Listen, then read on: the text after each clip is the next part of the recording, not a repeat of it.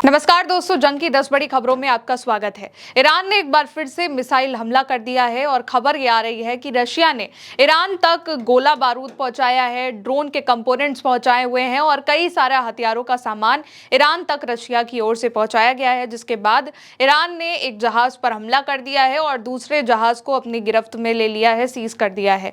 साथ ही साथ ईरान की ओर से कई सारी शिपिंग कंपनियों को भी चेतावनी दे दी गई है कि वो अमेरिका तक किसी भी तरीके के हथियार को, गोला बारूद को अगर पहुंचाएंगी तो वो भी ईरान के दुश्मन ही मानी जाएंगी और यही ईरान मानेगा कि उन्होंने भी अमेरिका का साथ ईरान जंग में दिया हुआ है। सारी खबरों पर बात करेंगे। सबसे पहले आज की जो बड़ी खबर सामने आई है उस पर नजर डालते हैं। ईरान ने अमेरिका के कब्जे वाले इलाके में एक जहाज पर हमला कर दिया है। अमेरिका की जो नौसेना है उसकी सुरक्षा में स्ट्रेट ऑफ हॉर्मुज के ओमान की ओर से गुजरने की कोशिश कर रहे एक जहाज पर IRGC ने, ईरान की सेना ने हमला कर दिया है। इस हमले में जहाज डैमेज हो गया है। चालक दल के सदस्यों के हताहत की खबर है। द हॉर्मुज लेटर ने भी इस खबर को छापते हुए यही लिखा है कि ब्रिटेन के UK MTO के मुताबिक ईरान ने अमेरिका के समर्थित southern corridor straight of Hormuz में अमेरिका की सुरक्षा के तहत गुजर रहे एक ऑयल टैंकर पर हमला किया है, जिससे उसके इंजन रूम में भयंकर आग लग गई है और चालक दल के सदस्यों को चोट आई है, हताहत हुए हैं। अब दूसरी बड़ी खबर देखिए, ईरान ने एक ऑयल टैंकर को सीज कर दिया है और अपने कब्जे में ले लिया है। करंट रिपोर्ट के हवाले से खबर है जिसके मुताबिक ईरान की सेना ने स्ट्रेट ऑफ हॉर्मुज से गुजर रहे एक अमीराती तेल टैंकर को केशम आइलैंड के पास रोककर जब्त कर लिया है। टैंकर को ईरान द्वारा निर्धारित मार्ग का उपयोग न करने और सेवा शुल्क का भुगतान न करने और ईरानी अनुमति प्राप्त न करने की वजह से रोका गया है और ये जो जहाज है ये तेल टैंकर था जो अब ईरान के कब्जे में आ गया है। ईरान की ओर से पहले भी इसको लेकर के वार्निंग दे दी गई है कि जो भी जहाज ईरान की परमिशन के बिना वहां से गुजरने की कोशिश करेंगे, ईरान समर्थित रास्ते से नहीं जाएंगे, उन पर ईरान हमला करेगा। और अब ईरान ने अमीराती जहाज को इसीलिए अपने कब्जे में ले लिया है क्योंकि इसने ईरान को न सेवा शुल्क दिया और न ही ईरान की परमिशन को माना है। तीसरी बड़ी खबर, यमन ने इसी बीच सऊदी पर बैलिस्टिक मिसाइलों से हमला कर दिया है और मिलिट्री शिप पर भयंकर अटैक हुआ है।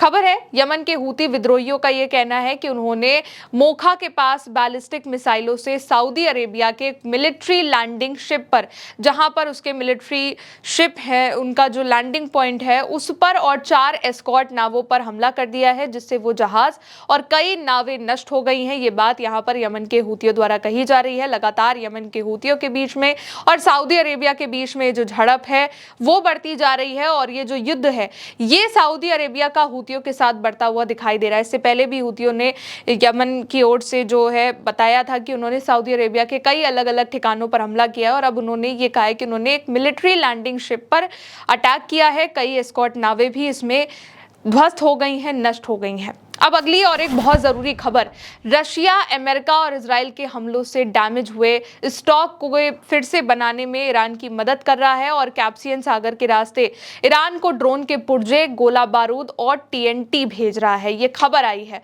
कैस्पियन जो सागर है, कैस्पियन जो रास्ता है वो लगभग अवरुद्ध नहीं किया जा सकता है, रोका नहीं जा सकता है और 2018 के समझौते के तहत पश्चिमी नौसेनाओं को इस मार्ग तक कानूनी पहुंच भी नहीं है, यानी कि कोई भी यूरोपियन कंट्री यहां पर अगर कानूनी तौर पर पहुंच नहीं सकती है और उनके जहाज नियमित रूप से ट्रैकिंग सिस्टम बंद कर देते हैं। ये खबर क्लैश रिपोर्ट के हवाले से है।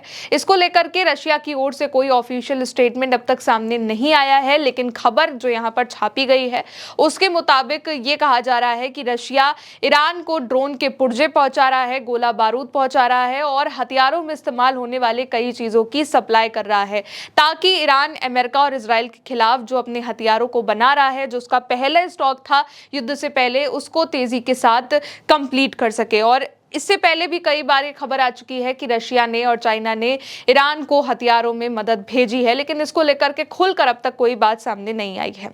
अगली बड़ी खबर, ईरान ने अमेरिका के आगे उसकी शर्तों को मानने के लिए कुछ छूट दी है और साथ ही कुछ शर्तें रखी हैं। रॉयटर्स ने ईरान के एक सीनियर अधिकारी के हवाले से इसको बताया है कि ईरान ने अमेरिका को अपनी मांगें पूरी करने के लिए कुछ हफ्ते का अल्टीमेटम दिया है। अगर ऐसा नहीं हुआ तो ईरान पूरी तरीके से आक्रामक रुख अपनाएगा और सही वक्त पर और सटीक सैन्य हमले करेगा, क्योंकि 60 दिनों का सीज फायर भी खत्म हो चुका है। ईरान की जो मांगे हैं उसमें यह है कि पुनर्निर्माण के लिए 300 अरब डॉलर की धनराशि दी जाए, ईरान की फ्रीज की गई संपत्ति को पूरी तरीके से जारी किया जाए, अमेरिका की नेवल ब्लॉकेड को हटाया जाए, सभी मोर्चों पर युद्ध को खत्म किया जाए, स्ट्रेट ऑफ हॉर्मुज पर स्थायी समाधान हो, और जोर देकर यह भी कहा कि ईरान के रक्षात्मक रुख छोड़कर पूरी तरीके से आक्रामक रुख अपनाने का फैसला उन्होंने किया है। अगर अमेरिका इन शर्तों को नहीं मानता है, ईरान की इन मांगों को स्वीकार नहीं करता है, तो फिर ईरान और आक्रामक रुख अपनाएगा और ईरान की ओर से जो तैयारियां हैं वो भी तेज कर दी गई हैं। बहरहाल अगली बड़ी खबर देखिए दोस्तों जो सामने आई है। ईरान ने स्ट्रेट ऑफ हॉर्मुज को पूरी तरीके से बंद करने का ऐलान किया है। ईरानी संसद के अध्यक्ष और मुख्य वार्ताकार मोहम्मद बागिर गालिबाफ ने कहा है कि स्ट्रेट ऑफ हॉर्मुज तब तक बंद रहेगा जब तक नाकाबंदी नहीं हट जाती है, यानी कि अगर अमेरिका अपनी नेवल ब्लॉकेड को जारी रखता है तो ईरान स्ट्रेट ऑफ हॉर्मुज को नहीं खोलेगा। यही बात गालिबाफ ने दोहराई है कि तब तक ही ये हॉर्मुज बंद रहेगा जब तक अमेरिका की नाकाबंदी हट नहीं जाती और जब्त की गई ईरान की संपत्तियां जारी नहीं हो जाती हैं, तेल पर लगे सैंक्शन नहीं हटा दिए जाते हैं और सभी मोर्चे पर जितने भी हमले हैं, सैन्य अभियान है, वो खत्म नहीं हो जाते हैं, समझौते की बाकी शर्तें पूरी नहीं हो जाती हैं, तब तक स्ट्रेट ऑफ हॉर्मुज ईरान बंद ही रखेगा। गालिबाफ, जो कि ईरान के संसद अध्यक्ष भी हैं, उन्होंने वार्निंग दी कि आंतरिक विवाद देश को कमजोर करेंगे और विदेशी शत्रुओं को बढ़ावा देंगे। ये भी कहा कि ईरान के शत्रु अशांति फैलाने और उसे सैन्य अभियानों, हत्याओं और अलगाववादी गतिविधियों के साथ जोड़ने की कोशिश कर रहे हैं। बहरहाल यहाँ पर गालिबाफ की ओर से अमेरिका को वार्निंग दी गई है कि ये जो स्ट्रेट ऑफ हॉर्मुज है ये तब तक नहीं खुलेगा, तब तक बंद रहेगा जब तक अमेरिका की वहां पर नेवल ब्लॉकेड जारी रहेगी, जब तक अमेरिका ईरान की शर्तों को मान नहीं लेता है। अगली बड़ी खबर देखिए। अमेरिका का दावा है कि उसने ईरान की नेवल ब्लॉकेड के बीच में 64 जहाजों को रास्ता दिया है और वहां से गुजरने दिया है।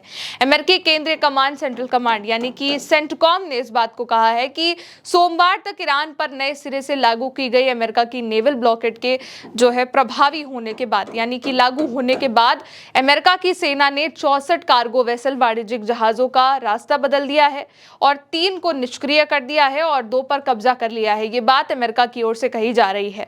इसको लेकर के ईरान की ओर से अभी कोई स्टेटमेंट नहीं आया है। अब एक और बड़ी खबर, ईरान ने शिपिंग कंपनियों को वार्निंग दे दी है। रिपोर्ट के मुताबिक एक ईरानी सैन्य अधिकारी ने वार्निंग दी है कि ईरान के खिलाफ अमेरिका की सैन्य जरूरतों को पूरा करने में शामिल जितनी भी शिपिंग कंपनियां हैं उनको गंभीर परिणाम भुगतने होंगे।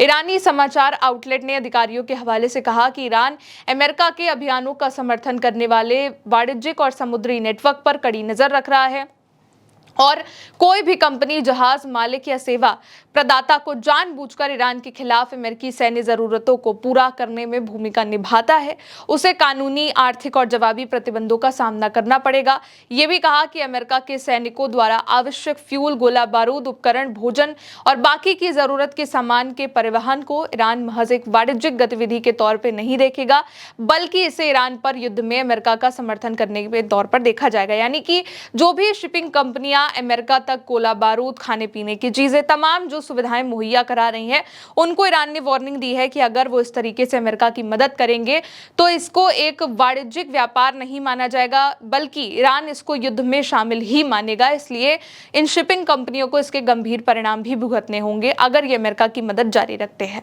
खैर, एक और आखिरी बड़ी खबर, इजराइल ने इसी बीच सीरिया के एयरबेस पर एयर स्ट्राइक कर दी है, रनवे उड़ा दिया है। सीरिया के इदबिल में अबू अल हुतूर एयरबेस के रनवे पर 4 हवाई हमलों की खबरें आई हैं। कई स्रोतों ने इनको इजरायली बताया है। रोशनी वाले फ्लेयर भी देखे गए हैं और ये सीरिया पर किया गया इजराइल का अब तक का बड़ा हमला बताया जा रहा है। रनवे कहा जा रहा है कि उसमें उड़ा दिया गया है सीरिया की ओर से। अभी इसको लेकर के कोई बयान सामने नहीं आया है। कुल मिलाकर के दोस्तों, जो 60 दिनों का सीज फायर ईरान अमेरिका के भीतर जो ऑफिशियली था वो अब समाप्त हो चुका है, जिसके बाद ईरान ने अब हमले भी तेज कर दिए हैं। स्ट्रेट ऑफ हॉर्मुज में जो हमले हैं वो उन जहाजों पर हो रहे हैं जो अमेरिका के बताए गए रास्ते से गुजरने की कोशिश कर रहे हैं।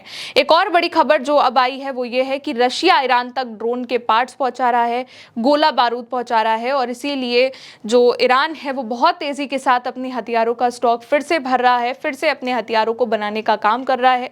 इसके अलावा अमेरिका की ओर से इस बात का दावा किया जा रहा है कि उनकी नेवल ब्लॉकेट के जरिए उन्होंने कई जहाजों का रास्ता बदल दिया है, लेकिन ईरान ने कह दिया है कि नाकाबंदी और हॉर्मुज तब तक बंद रहेगा जब तक अमेरिका ईरान की शर्तों को मानता नहीं है।